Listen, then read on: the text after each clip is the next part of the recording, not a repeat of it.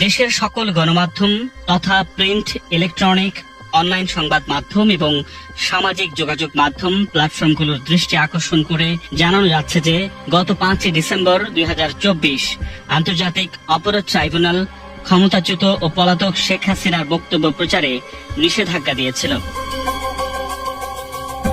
বাংলাদেশের প্রচলিত আইন অনুযায়ী কোনো আদালতের সাজাপ্রাপ্ত পলাতক অপরাধীর কোনো ধরনের বক্তব্য, সাক্ষাৎকার, অডিও, ভিডিও, ভাষণ গণমাধ্যমে প্রচার করার ব্যাপারে আইনগত নিষেধাজ্ঞা রয়েছে।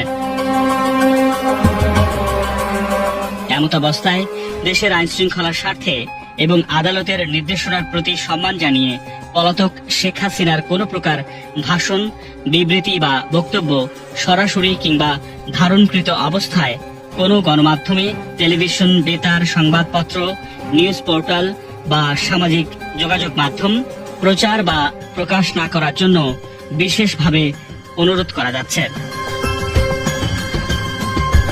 সরকার প্রত্যাশা করে দেশের সকল নাগরিক আইনের প্রতি শ্রদ্ধাশীল হবেন।